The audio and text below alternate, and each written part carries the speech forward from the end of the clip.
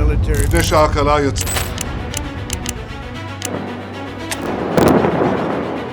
এবার হরমুজের পাশাপাশি বাব এল মানদেব প্রণালী বন্ধ করে দেওয়ার হুঁশিয়ারি দিয়েছে হুতিরা। এতে বিশ্ব বাণিজ্যের গুরুত্বপূর্ণ দুই শিরা উপশিরায় একসাথে চাপে পড়ার আশঙ্কা তৈরি হয়েছে। আল জাজিরার প্রতিবেদনে বলা হচ্ছে, ইয়েমেনের সানা থেকে হুথি গোষ্ঠী শুধু কথাই নয়, কাজেও দেখাচ্ছে তাদের অবস্থান।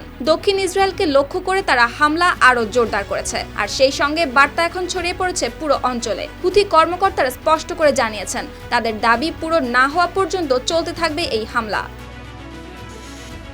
হুথিদের প্রধান শর্ত, গাজায় যুদ্ধবিরতি চুক্তি বাস্তবায়ন করতে হবে, আর ইরানের বিরুদ্ধে যুক্তরাষ্ট্রের সামরিক অভিযানে ইসরায়েলের সম্পৃক্ততা বন্ধ করতে হবে। এই অবস্থানকে আরও কঠোর করে তুলেছেন হুথিদের প্রভাবশালী নেতা মোহাম্মদ আল বুখাইতি। তিনি ইঙ্গিত দিয়েছেন, সংঘাত বাড়ানোর জন্য তাদের হাতে এখনও একাধিক ধাপ ও বিকল্প রয়েছে, আর সেই তালিকায় সবচেয়ে আলোচিত বিষয় বাব এল মানদেব প্রণালী পুরোপুরি বন্ধ করে দেওয়ার সম্ভাবনা।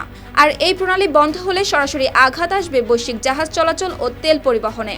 ইউরোপ, এশিয়া ও মধ্যপ্রাচ্যের মধ্যে যে বিশাল বাণিজ্য প্রবাহ প্রতিদিন এই পথ দিয়ে যায়, তা হঠাৎ করেই থমকে যেতে পারে। এমনকি যদি একই সময় হরমুজ ও বাব এল মানদেব দুই প্রণালী চাপে পড়ে, তাহলে তেলের বাজারে অস্থিরতা দ্রুত বেড়ে যাবে। এর প্রভাব পড়বে জ্বালানির দামে, পরিবহন খরচে, সাধারণ মানুষের জীবনযাত্রাতেও। ফলে এই হুঁশিয়ারি শুধু সতর্কবার্তা নয়, বৈশ্বিক অর্থনীতির ওপর চাপ তৈরির একটি বড় সংকেত।